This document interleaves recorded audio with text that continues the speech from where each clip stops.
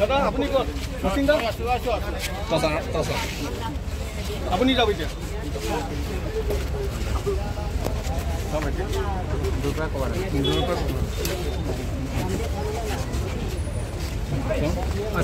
itu saya boleh punya.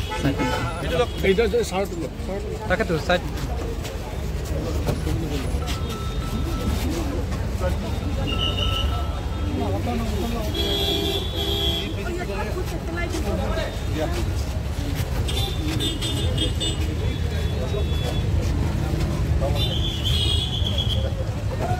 Dia fast masuk.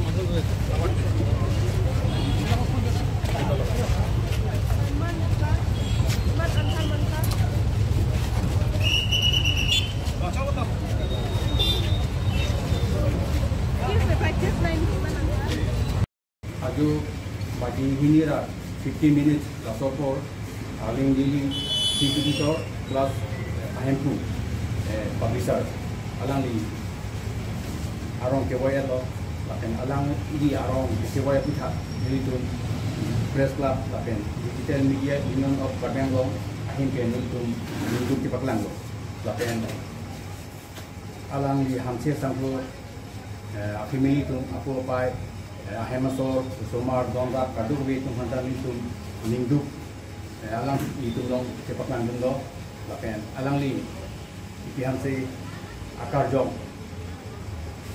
di samjin pen, tu sini yang song patu jipan itu anam akhiri jualan itu, lapen aling dili, ke komama itu, aling dili itu komama lah kan itu, tuhan boleh dia tak coklat tu kita sini lo, alang li ke karbialam pen. Newspaper daily newspaper ke Paklang tenga bando. Di lapor leng daily non lapor newspaper non ingkani go tenga lo. Tapi non aling daily ahempu tipihan se alang li ata bangke 44 bela.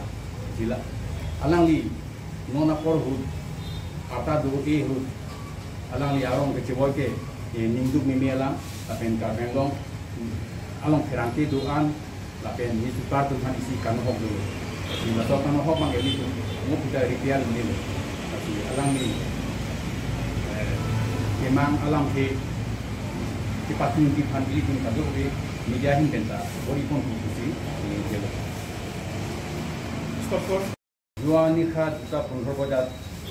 Aling daily sota dikari, tentang aling daily nikom padok pilihan se kosmik build hote, aru ini honor buat kami di press club, aru digital media of union আমি গভীর খুব প্রকাশ কৰিছোঁ আমি অতিশয় মৰ্মাহত হৈছোঁ আৰু তেখেতৰ পিতৃ মাতৃ তেখেতৰ পৰিবাৰ আৰু ল'ৰা ছোৱালী তেওঁ এই সংসাৰত এৰি থৈ গৈছে আৰু শোকসন্তপ্ত পৰিয়াললৈ আমি গভীৰ সমবেদনা জ্ঞাপন কৰিছোঁ আৰু তেখেতৰ বিদেহী আত্মাৰ সদ্গতি কামনা কৰিছোঁ উল্লেখ্য যে কাৰ্বিসকলৰ প্ৰথম দৈনিক বাতৰি কাকত এইটো তেখেতে প্ৰথম সম্পাদনা কৰি উলিয়াইছিল আৰু আলিং দিল্লীৰ কাকতৰ বৰ্তমান বয়স হৈছে 20 বছৰ যোৱা দুটা দশক ধৰি তেখেতে এই পেপাৰটো জীয়াই ৰাখিছে আৰু আলিং দিল্লীৰ সম্পাদক তথা স্বত্বাধিকাৰী তেখেতৰ বয়স হৈছে আজিৰ তাৰিখত 44 বছৰ তেখেতৰ এই অকাল মৃত্যুত আমি পুনৰ মৰ্মাহত হৈছোঁ গভীৰ সমবেদনা জ্ঞাপন কৰিছোঁ আৰু তেখেতে কাৰ্বি সাহিত্যলৈ কাৰ্বি বাতৰি কাকতলৈ যি অৰিহণা যোগাইছে সেয়া অবিস্মৰণীয় হৈ ৰ'ব আৰু তেখেতৰ যিটো সপোন তেওঁ যিবিলাক কাম কৰিম বুলি ভাবিছিল এই সকলোবোৰ আমি সংবাদকৰ্মীসকলে তেওঁৰ আশা আকাংক্ষা পূৰণ কৰিব লাগিব